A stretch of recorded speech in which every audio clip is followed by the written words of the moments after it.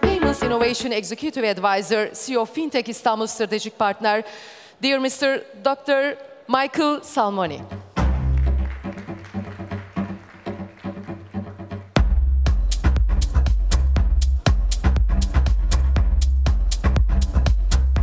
Hello, dear Salmony, welcome. Thank you. Yeah. Well, thank you very much for the invitation to come to your lovely city and to this fantastic event. You've probably heard quite a lot of presentations today already, but the good news is I'm not here to sell you anything. I am here only to give you a bit of an overview of maybe what is going on in B2B around the world and what the major trends in innovating that space are. I can talk a little bit about that because I work in payment innovations in Turkey, in the Middle East, in Latin America, in Asia, everywhere. So I've tried to bring together a little of the things that we're seeing in this space. First of all, I'm really thrilled that this is actually a B2B event. You don't get many of those.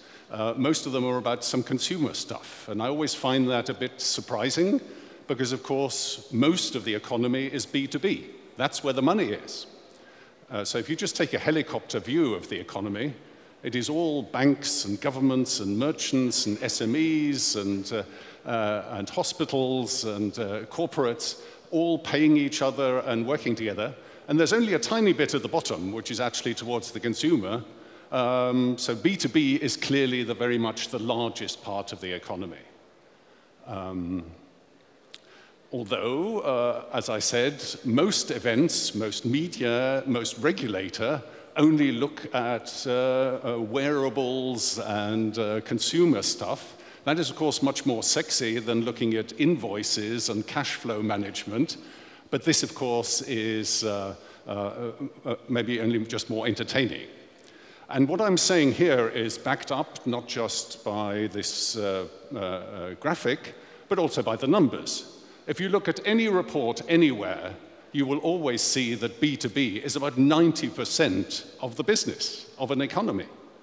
We seem to focus only on the 10% for some reason. So about 90% is B2B, and it doesn't matter which report you look at and which area you look at, that is globally the case. And even some companies which we all think of as big consumer brands, like Amazon, right? We all buy our cables and books and things from Amazon. They actually have a loss-making arm on the left, which is their consumer business. They don't really make any money there. They make all their money in B2B. They make their money in cloud services, in fulfillment, and all that. So even companies like Amazon, which we think of as consumer, are massively a B2B company. So all the successful companies that are really making money are there. So it is always a surprise for me, I work a lot with banks and with regulators, that they don't see that.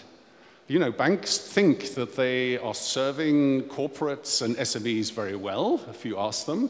But if you actually ask the customers, they usually say, no, the banks aren't serving me well at all. This is not my opinion. This is backed up with many surveys and many evidences around the world. The banks are not really addressing this B2B market with their needs. And we'll go into some of the needs in a moment. And that's why this is a huge opportunity for the fintech scene. There are lots of clever companies who are now coming up and saying, this is where the money is. This is not working very well. Let us make it better because the incumbents are not serving it well. And here's just one example, and I could pick many more from around the world. These are two lovely young ladies, one from Goldman and one from Apple, who saw this B2B opportunity, said it's a $120 trillion opportunity. Things are not working well, it's not being served by the government, blah, blah, blah, blah, blah, and therefore we can do a startup. And these guys know what they're doing, of course. Apple and Goldman, they really know how to do payments and finance. So when these people start coming in and competing against banks, it's going to be a real problem for banks if they're not prepared for these developments. Just one last statistic. This is one from McKinsey, which also shows that the disruption, which everybody thought would happen in consumer, is actually now shifting towards B2B. And there are many examples around the world. I was recently in the Nordics. Nordea was one of the pioneers in open banking and these digital innovations. They started off in the consumer space.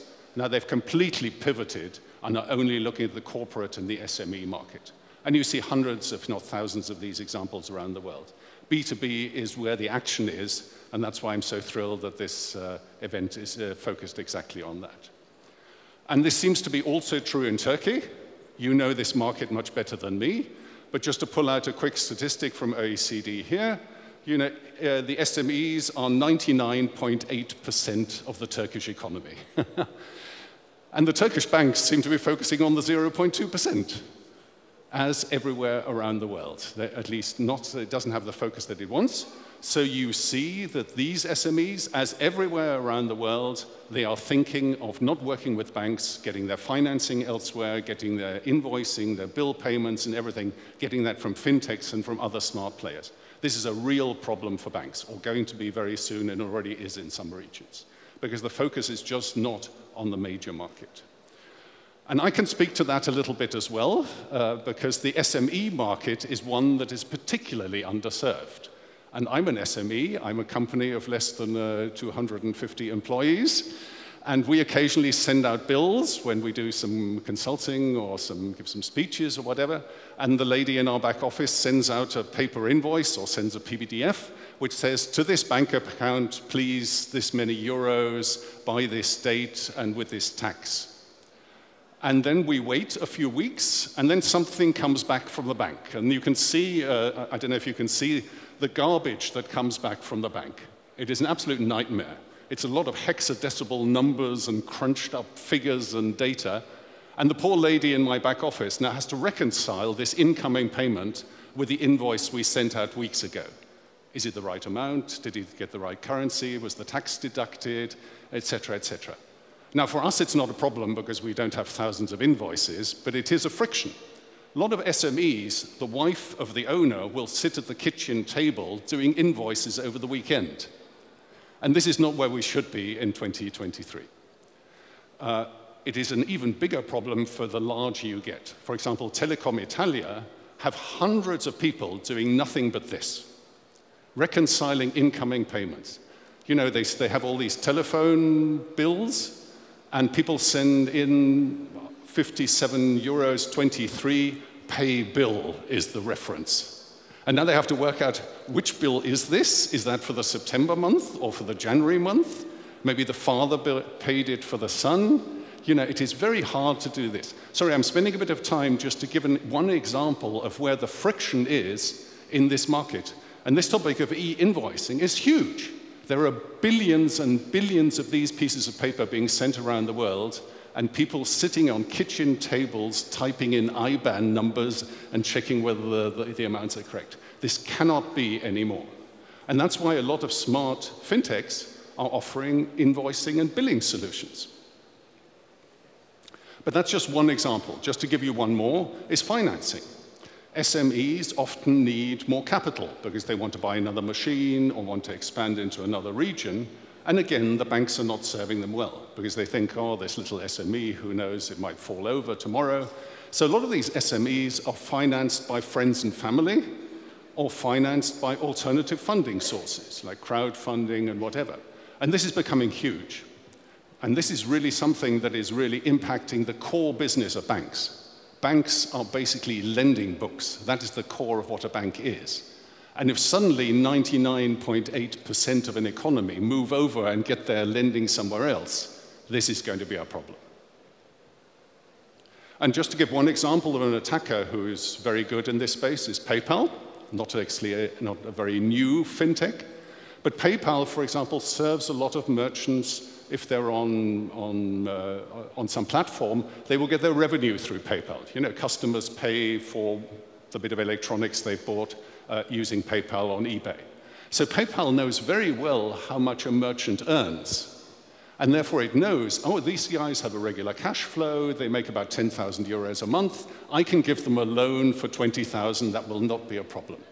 Because they have all the data, they have the information, they have the digital connection, they know all about this company. So that's an example how an existing fintech is already going into the lending business and not just into the payment business. And they have billions of dollars of business in this space. I've only given you just two examples, invoicing and financing, but these are part of a wider trend which some people call the democratization of digital financial services. It sounds a bit grand, but it used to be that only big companies and big banks had a digital connection. So BASF and Deutsche Bank, if they needed FX and some dollars or some money to China, they of course had API connections and digital things. But this digital connection isn't typically between your local bank and a little SME. But this is now being democratized. So everybody can get digital finance, can get digital innovation and all the other stuff. It's being democratized that everybody has access to that. And that is completely revolutioning this service. And if you don't believe me, here again, just a few numbers, where you can see how the fintechs and the big techs are completely exploding in this space. The rise of fintech and big tech lending, if you can't read it, the pink thing are the fintechs and the blue things are the big techs. So you can see actually there was a peak for the fintechs, but now it's the big techs who are doing the lending. And that is super scary. Right? If we get sort of Apple and Google and these other guys starting to do the lending for your corporates, that's not where banks something that banks want to see. And those, I only gave you two examples, the sort of invoicing example and the financing. There are many more. Right? There's the whole topic of liquidity management, which Selim mentioned at the beginning, cash flow and how do you predict how much money you will have next month, how much is coming in, how much you're expecting to go out. That's a huge topic, which now with modern data tools you can of course do much better. How do you automate things, the cash to purchase and purchase to pay and order to cash cycles? How do you do cross-border better? Increasingly we're getting a global economy. So how do you connect to other countries, do the FX, do the tax in an automated way? There are many, many more. And this is why I was interested to see the presentations before were largely about how a point of sale service accepts a card. I think the topic of B2B is a lot bigger than that, and here are just a few examples. If you want to hear more about this, there are a few flyers on your tables because we're organizing with FinTech Istanbul an event in Japan where also B2B is an absolutely huge topic, and there are some of the topics you will see on the flyer that we're addressing there. So I hope you'll all come to us. Please connect to me on LinkedIn and you'll get a discounted ticket.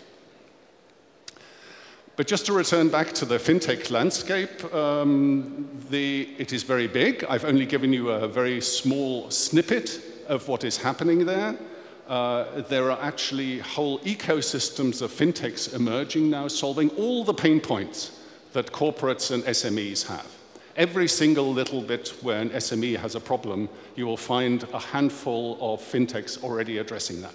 And that's fantastic, because we want innovation, we want competition, we want more straight-through processing, but I'm afraid the banks are really missing out here.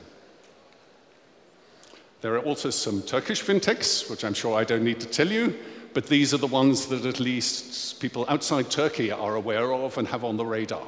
But there are clearly many more. So congratulations on your very vibrant B2B fintech scene.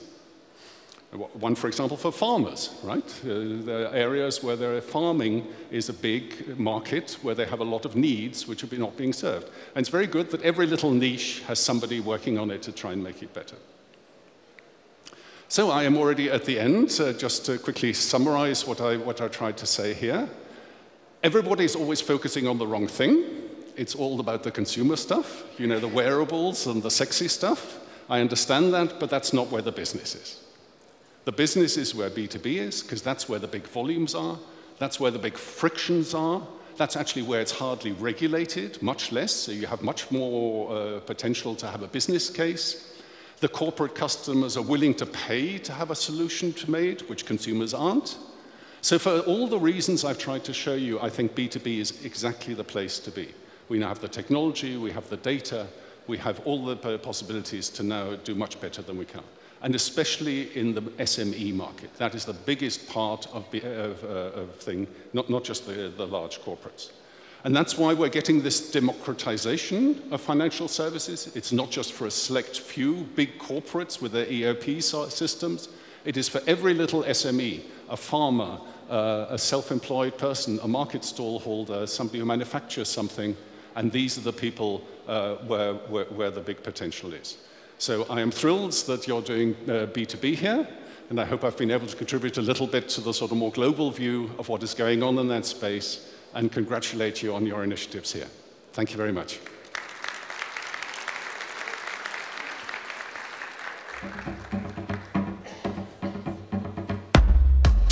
Thank you, dear Mr. Salmony, Thank you very to much. be in here and information. Thank you.